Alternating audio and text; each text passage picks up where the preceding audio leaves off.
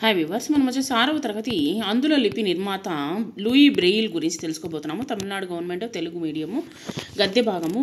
Louis Braille బాల్యాన్ని వివరించండి. Louis Braille ప్రపంచానికి లిపి అందించడం ద్వారా చిరస్మరణీయుడైనటువంటి లూయి బ్రెయిల్ 1809 సంవత్సరము జనవరి 4వ తేదీన ప్యారిస్కు 20 మైళ్ళ దూరంలో ఉన్నటువంటి క్రూవే అనేటువంటి గ్రామంలో గుర్రపు జీన్లు తయారు చేసేటువంటి వారి కుటుంబంలో జన్మించాడు. లూయి బ్రెయిల్ అంధుడైన విధానాన్ని తెలపండి. లూయి బ్రెయిల్ 3 సంవత్సరాలు ప్రాయంలోనే 3 సంవత్సరాలు వచ్చినప్పుడు తండ్రి తన ఇంటి ప్రాంగణములో తన తండ్రి గుర్రపు జీన్లు తయారు చేసుకునేటువంటి గది చుట్టూ పక్కల కేరింతలు కొడుతూ ఆడుకునేవాడనమాట. ఉత్సుకతో చూసేటువంటి లూయి కళ్ళకు ప్రపంచంలోని ప్రతి వస్తువు అందంగా ఆనందదాయకంగా కనిపించేవి. తన తండ్రి పని చేసుకునేటువంటి గది దానిలోని పనిముట్లు పదునైనటువంటి కత్తులు అతనికి తెలియనివి. చిన్నపిల్లవాడు కదా, అయినప్పటికీ అతన్ని ఆకర్షించేవి. ఒకరోజు తన తల్లిదండ్రులు తమ పనిలో నిమగ్నులై ఉండగా ఒక చిన్న తోలు ముక్క కత్తి తీసుకొని తన తండ్రిని అనుసరిస్తూ ఉండగా ఎగిరి కంటిలో గుచ్చుకుందనమాట.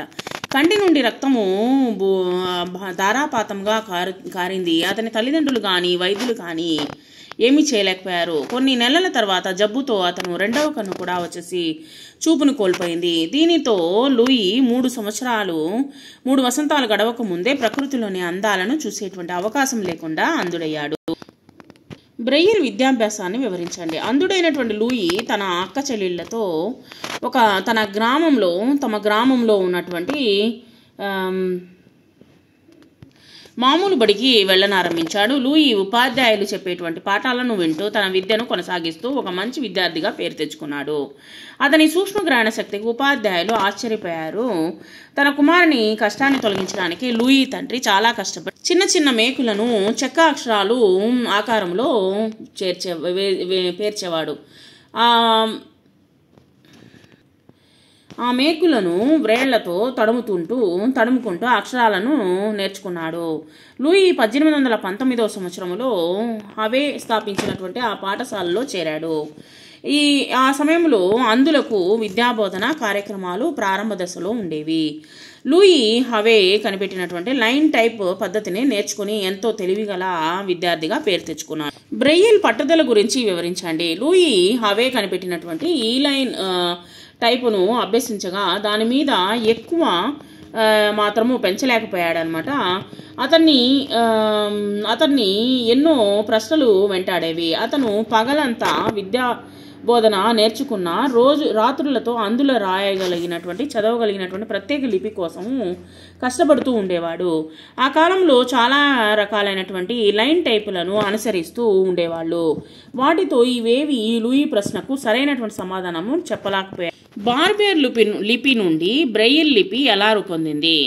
బార్బియర్ రూపొందించినటువంటి 12 చుక్కల లిపి మరీ పెద్దవిగాను ఉంది.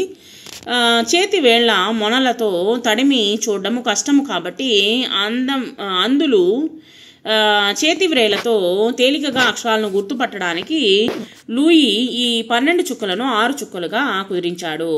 బార్బియర్ తనకు బహుమతిగా ఇచ్చినటువంటి రాతి పలకను ఉపయోగిస్తూ ఈ 6 చుక్కలను ఆ పలకల మీద అనేక వరుస క్రమములతో మారుస్తూ కొత్త వరుసలను వృద్ధి చేస్తూ లూయి చివరకు 1832 సంవత్సరంలో ఈ 6 చుక్కల కొత్త లిపిని రూపొందించాడు. ఈ చుక్కల ద్వారా అక్షరాలులోని ప్రతి అక్షరాన్ని ఉచ్చారణకు అనుసరించినటువంటి గుర్తులను, లెక్కలను సంబంధించినటువంటి సాంకేతిక పదాలను, సంగీతానికి సంబంధించినటువంటి గుర్తులను తేలికగా రాయవచ్చు. బ్రెయిలీ లిపికి అధికారుల యొక్క గుర్తింపు ఎలా లభించింది? లూయి బ్రెయిల్ మరణించిన తర్వాత రెండు సంవత్సరమునకు రాయల్ సంస్థలోని విద్యార్థులు తమ అభిమాన ఉపాధ్యాయుడు రూపొందించినటువంటి లిపిని అధికారికంగా బోధించినటువంటి సంస్థపై ఒత్తిడి తీసుకుని వచ్చారు. వారు ఈ లిపిని బ్రెయిలీ లిపిగా పిలిచారు. ఇంగ్లాండు, అమెరికాలోని మేధావులైన అంధులు కూడా బ్రెయిల్ లిపి ప్రాముఖ్యాన్ని గుర్తించి చర్చలు ప్రారంభించారు. వారి ఆందోళన 30 సంవత్సరాల పాటు కొనసాగింది. బ్రెయిల్ లిపిపై ఎన్నో పరిశోధనలు చేసి అంధులకు విద్యాబోధన చేయడానికి ఈ లిపి ఎంతో ఉపయోగకరమని నిర్ధారించారు. లూయి మేధా సంపత్తికి, ఆయన చేసిన కృషికి ఒక శతాబ్దము తర్వాత గుర్తింపు అనేటువంటి లభించింది.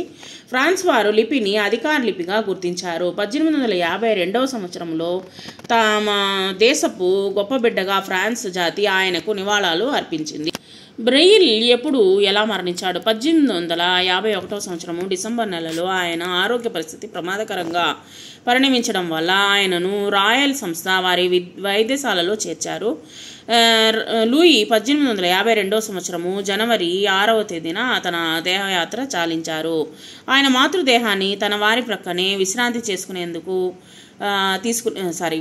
తీసుకునేందుకై క్రూలే గ్రామానికి తరలించారనమాట. క్రూలే గ్రామంలో అతన్ని యొక్క సమాధిని అక్కడ చేయడం జరిగిందనమాట.